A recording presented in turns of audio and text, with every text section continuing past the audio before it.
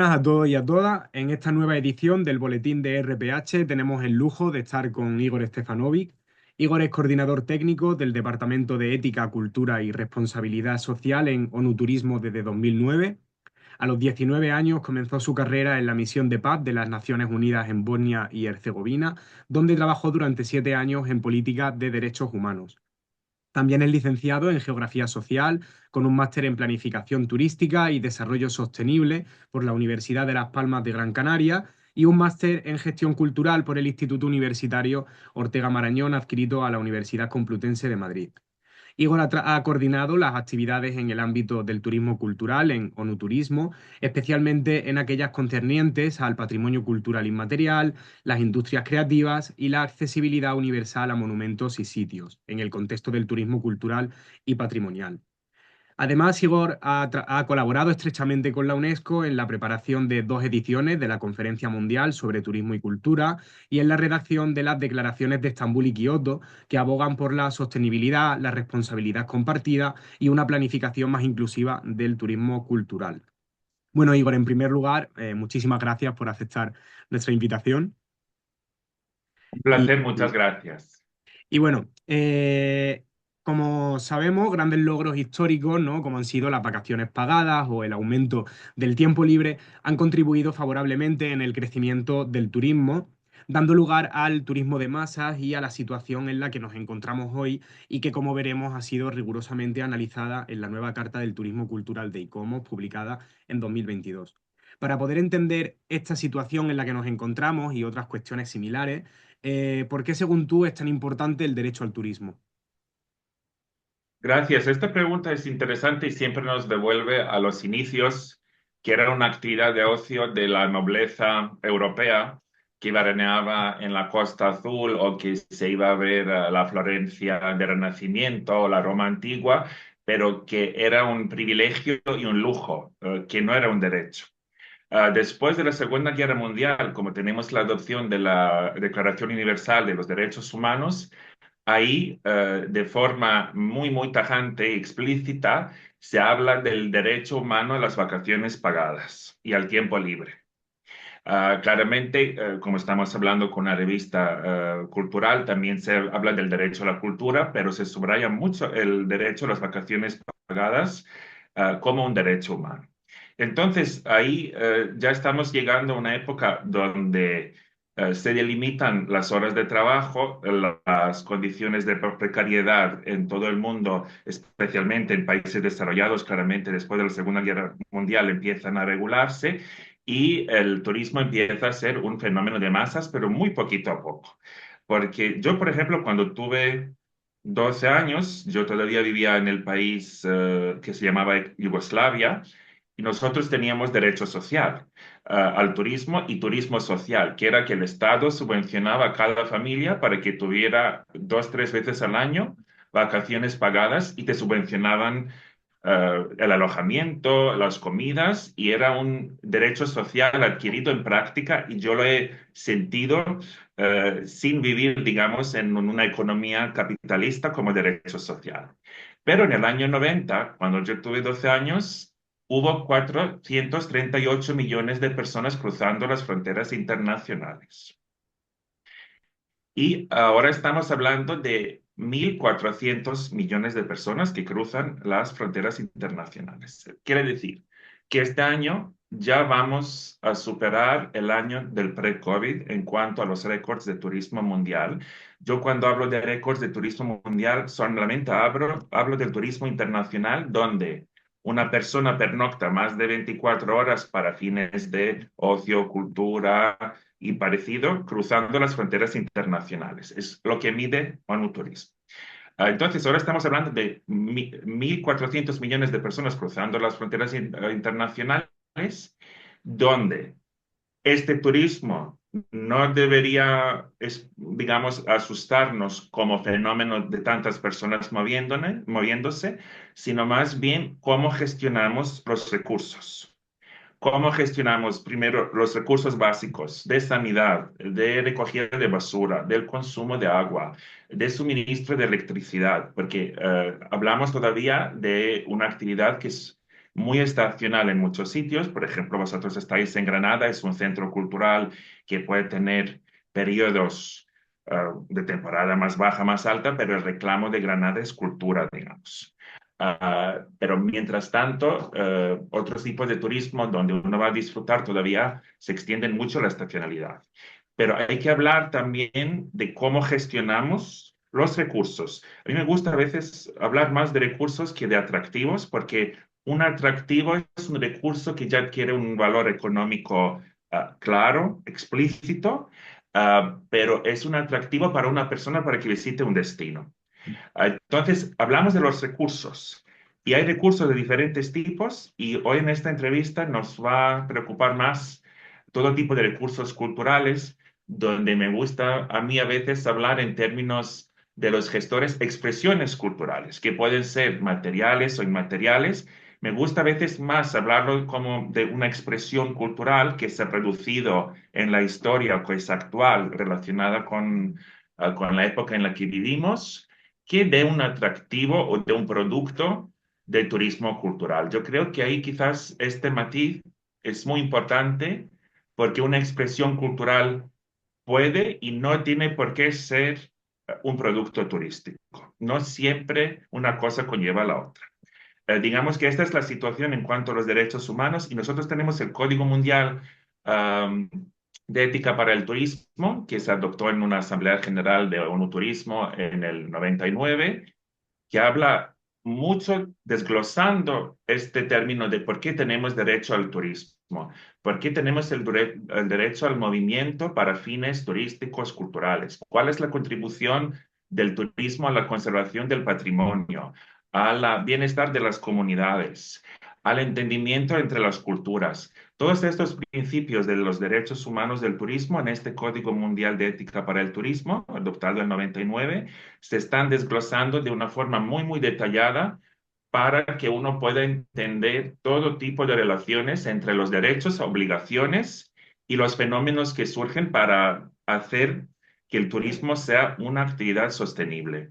Y nunca deberíamos llamar turismo sostenible como un género de turismo. Esto no existe como tal. Hablamos del desarrollo sostenible del turismo, pero el turismo sostenible no es un tipo de turismo, es la forma de planificar y gestionar.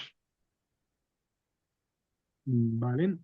Y en relación a varias cuestiones que acabas de comentar, sobre todo centrándonos en esto, ¿no? De lo que nos hablas, de este turismo cultural, la Organización Mundial del Turismo en 2017 determina que el turismo cultural es un tipo de actividad turística en el que la motivación esencial del visitante es aprender, descubrir, experimentar y consumir estos atractivos productos culturales de los que ya no estás hablando, utilizando mejor esta palabra de recurso, ¿no?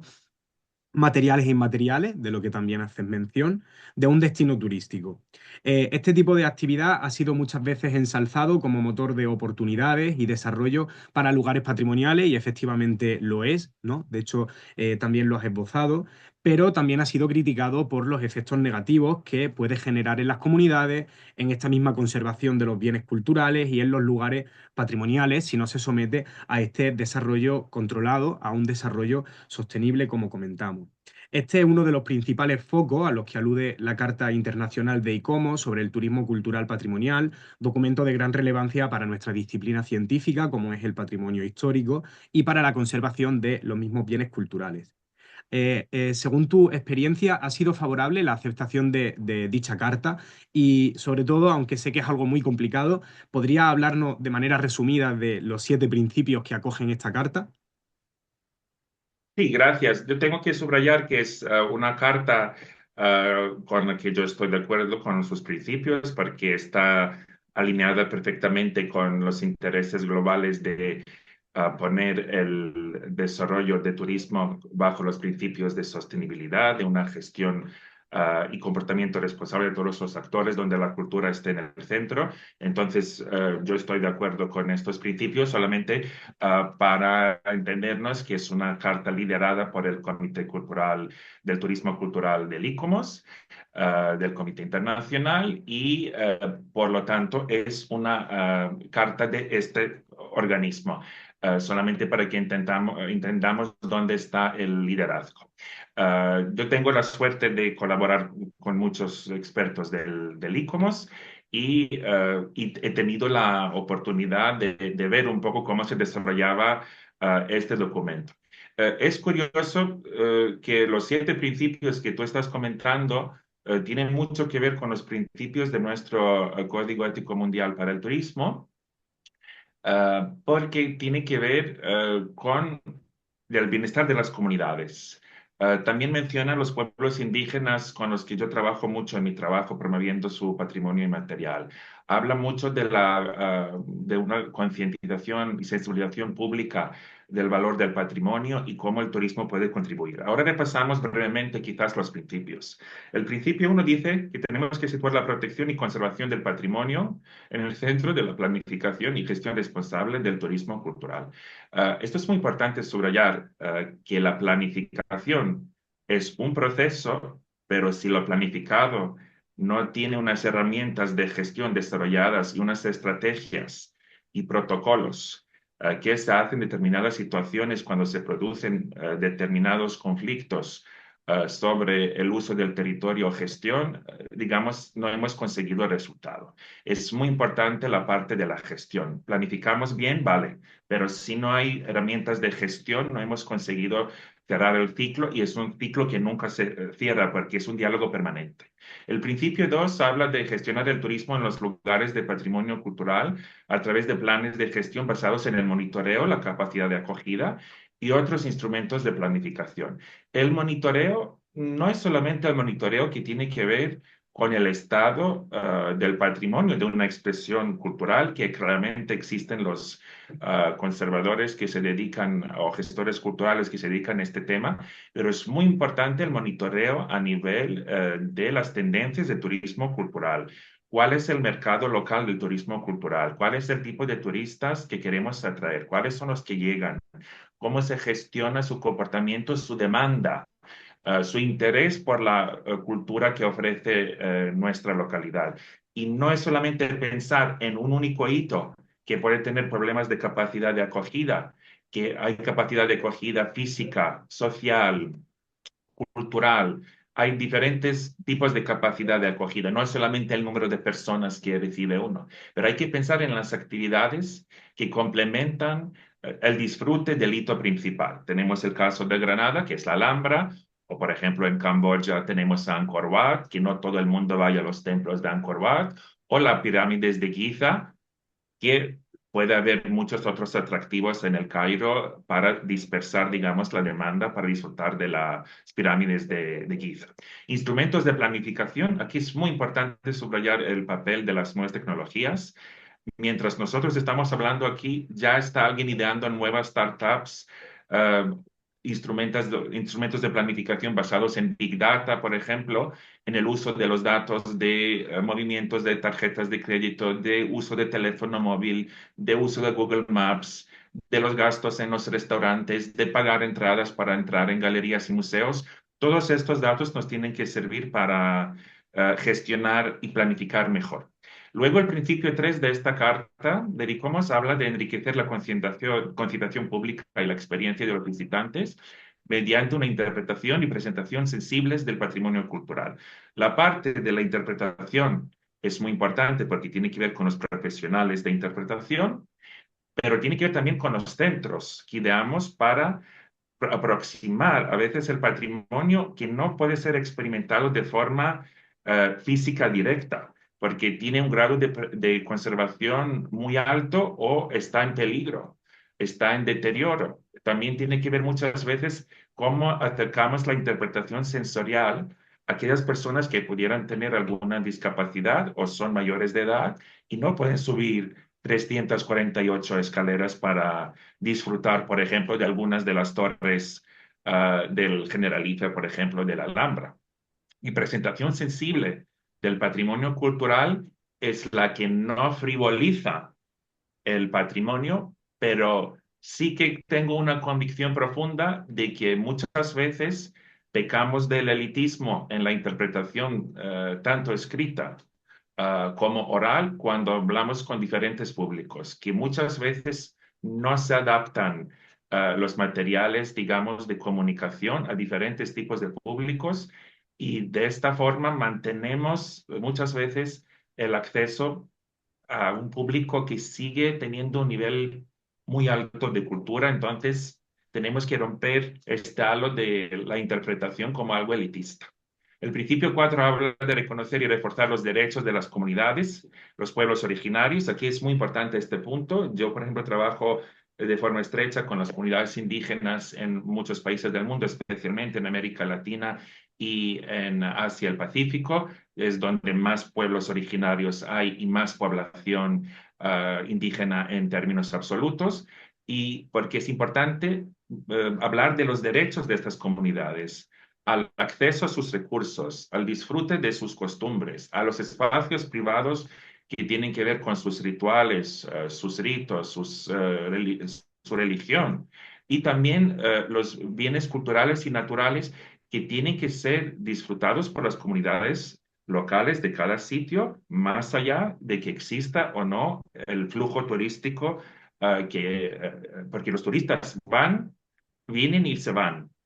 Entonces, vienen y se marchan, pero el patrimonio tiene que ser disfrutado por la comunidad local, porque tiene que tener un vínculo muy estrecho entre la comunidad y el patrimonio. A mí me tocó mucho la fibra cuando hemos hablado ahora en la última reunión del ICOMOS que tuvimos del patrimonio cultural y del turismo cultural que organizó el ICOMOS y que donde me invitaron, donde hablaron los directores de la Alhambra, perdón, que de pequeños jugaban a balón en algunos de los patios enfrente de Carlos V del Palacio, pues claramente uno forma un vínculo de pequeño con su propio patrimonio y lo tiene que mantener.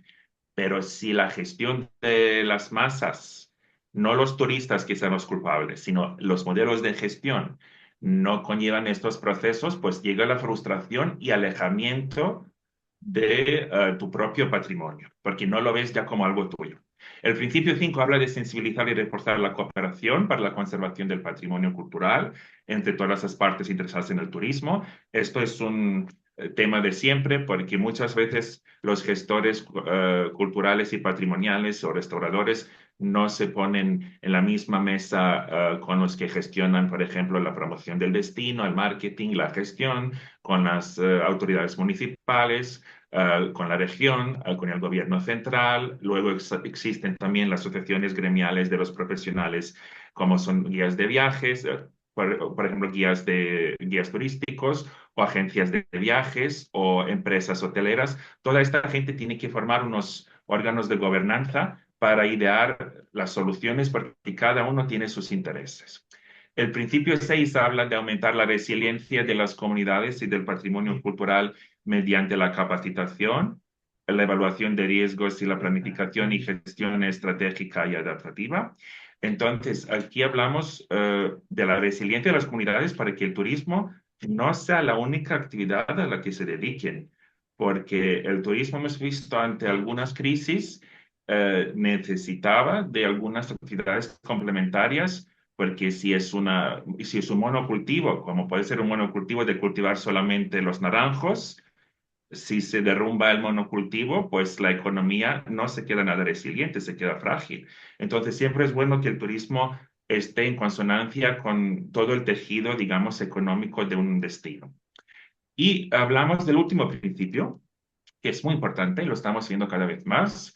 Están, por ejemplo, las ciudades de Venecia, están algunos sitios de patrimonio cultural, por ejemplo, en América Latina y Asia, donde se ve que la acción climática y el cambio climático está poniendo en peligro la sostenibilidad de algunos sitios del patrimonio, por ejemplo, mundial y cualquier expresión cultural y donde es muy importante acompasar, digamos, los requerimientos, los requisitos de conservación con el uso público por la comunidad local de estos sitios, digamos, que están en peligro, en riesgo, y también con los flujos turísticos que quieren seguir disfrutando de este patrimonio.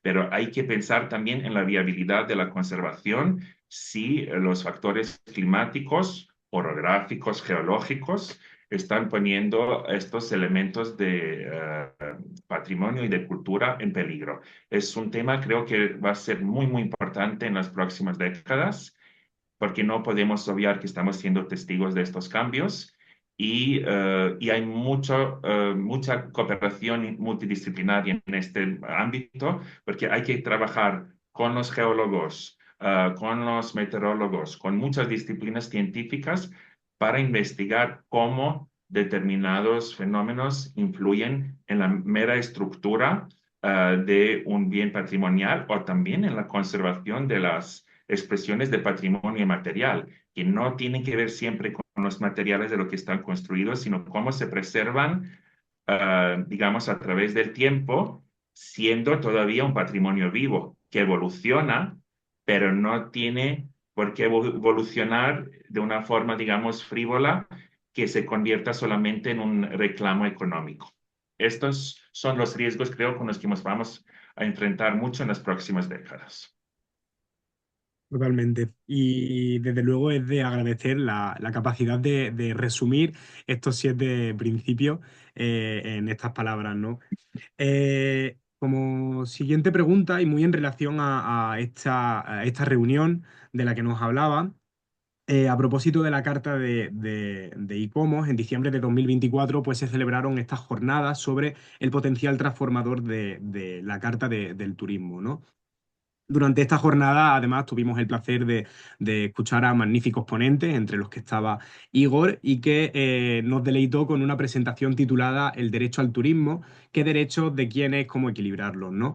En ella me llamó particularmente la atención una emocionante reivindicación hacia la accesibilidad del patrimonio, ya que se me quedaron grabadas las palabras de que evidentemente no somos homo sapiens perfectos ni nadie lo es, ¿no? Entonces hay una gran diversidad de personas y cada una pues requiere de unas necesidades.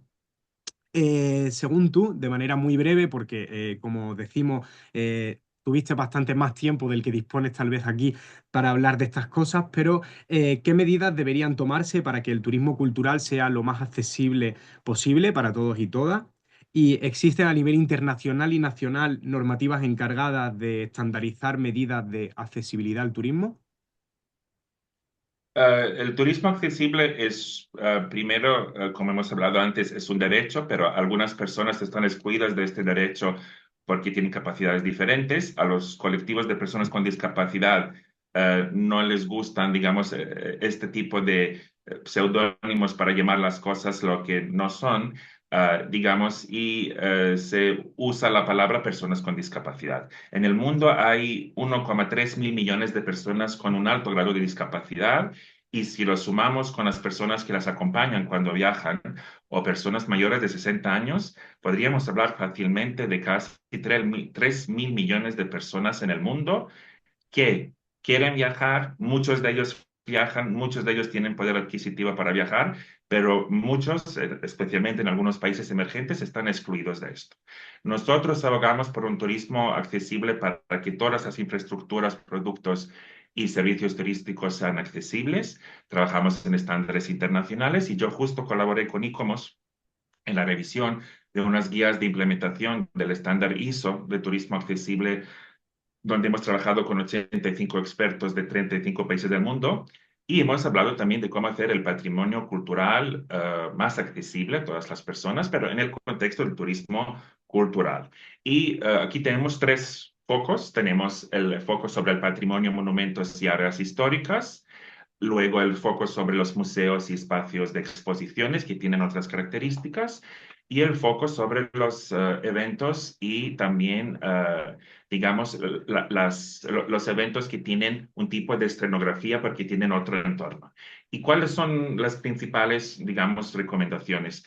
Innovar mucho en el diseño, en la presentación y en la interpretación del patrimonio, porque hemos dicho, no vamos a cortar una torre, pero vamos a acercar el conocimiento, la experiencia a una persona que no pueda accederla, o muchas veces vamos a innovar en lo que es el acceso físico, pero marcando muy bien cuáles son las piezas que se van a remover, porque es muy importante. Si se hace cualquier cambio en accesibilidad de un bien patrimonial, que se pueda revertir a su estado original. Y con una buena gestión esto es posible y hay muchas buenas prácticas en el mundo que hablan de ello. Todavía creo que hay que mandar este mensaje de forma más contundente en el sector cultural porque quizás es un sector donde hubo más reticencia a cambiar, pero tenemos que entender que cada uno de nosotros, antes o después, tendrá algún tipo de discapacidad o temporal o permanente. Entonces yo lo llamo filantropía egocéntrica, que cada uno piense que antes o después esta misma persona que se niega a innovar o no quiere investigar o sus familiares lo van a necesitar. Es muy importante crear, como hemos dicho, alternativas cuando en un espacio físico, por ejemplo, interpretación digital, inteligencia artificial, realidad aumentada. Todas estas herramientas e inversión en tecnología son importantes para aproximar, digamos, los bienes patrimoniales y el turismo cultural a todas las personas. Y es muy importante tener a través también de varias plataformas la retroalimentación, el feedback de los usuarios. ¿Qué es lo que funciona? ¿Qué es lo que se puede mejorar? Y luego los gestores de patrimonio, los restauradores, conservadores, pueden ver cuáles serían las soluciones viables. Y también implementar unos indicadores de evaluación, porque todo lo que hacemos, tanto en cultura como en el turismo, también en la accesibilidad, que es como transversal, que tiene que ver con la cultura, pero tiene que ver con el turismo, nos faltan muchos datos, faltan muchas investigaciones numéricas y con datos específicos, claramente. Datos cualitativos hay muchos, pero cuantitativos, tanto en la cultura como en el turismo accesible, por ejemplo, muchas veces escasean y es difícil convencer a veces a los que tienen que invertir en los cambios, sean estos administraciones públicas, destinos o las empresas, o también fondos de inversión que pueden apoyar o hacer como de mecenas. Es importante que tengan datos para tomar decisiones basadas en los hechos, porque sabemos que hay tantos fenómenos que necesitamos cambiar y mejorar la gestión, pero es muy importante medir y interpretar bien los datos y también presentarlos de una forma muy clara y bien interpretada a los que puedan apoyar los cambios a través de la inversión o nuevos conocimientos o nuevas herramientas. Estupendo. Y por último, ¿en qué proyectos relacionados con el turismo y con el patrimonio cultural te encuentras trabajando en estos momentos? En estos momentos estoy terminando con una universidad de Suiza y también partes de nuestro equipo una publicación sobre la influencia de la moda y las industrias creativas en la identidad cultural de los destinos turísticos, donde la moda no se entiende solamente como algo de lujo, sino la investigación de tejidos, de joyas, de ornamentos que nos ponemos en el cuerpo, de los perfumes que los ponemos sobre nuestra piel, de la cosmética o del peinado con el que mandamos el mensaje de qué rollo vamos o a qué cultura pertenecemos. Y entonces es investigar la moda en un sentido muy amplio, cómo influye en la identidad cultural de los destinos. Es un estudio que estamos acabando este año. Va a haber buenas prácticas de todos los continentes y muy variopintas, desde el sector de lujo de los relojes hasta el batik en Indonesia. Justo de cómo la moda, la cosmética, las joyas, ¿no? Que forman parte de nuestra personalidad y también, pues, pueden hablarnos de nuestra identidad cultural y de cómo esto afectaba o influía, mejor dicho, en determinados destinos culturales. Y además también nos habías dicho que se habían extraído ya diferentes resultados, que creo que el proyecto finalizaba este año, comentaba, y que teníais casos de todos los continentes, si no me equivoco. Sí, teníamos casos de todos los continentes y varían desde un mercadillo de tejidos donde los sastres te hacen tejido en el acto en África hasta el batik de Indonesia con sus tradiciones de cera y de pintado de batik y de estampado que se hace en unos talleres especiales, la industria de la cosmética y de los productos de pelo y estilo de pelo de la Corea del Sur, lo que nosotros llamamos la República de Corea, digamos, en Naciones Unidas. Como he dicho anteriormente, también que toca la parte del lujo, que hemos insistido mucho en que se entendiera la moda más allá de esto y por supuesto el Medio Oriente va a estar representado a través de su mundo de perfumes y esencias porque ellos son unos maestros, digamos, en la alquimia de lo que son los productos que nos ponemos como adornos olfativos, digamos, sobre la piel y que tiene que ver también con nuestra identidad personal, pero marcan mucho la identidad cultural porque la gente en distintos destinos culturales huele diferente. Entonces, esto va a ser también interesante como, digamos, como lecciones aprendidas de la investigación. Me parece un proyecto súper interesante y a nivel personal y a nivel de RPH espero que no lo comparta y que también le podamos dar voz desde nuestra revista. Pues poco más, Igor. De verdad que agradecemos encarecidamente que hayas podido asistir, participar y además con tanta formación y con tanta predisposición a esta entrevista y esperamos verte en otra, seguro. Muchas gracias, Fran, y espero que podamos colaborar más.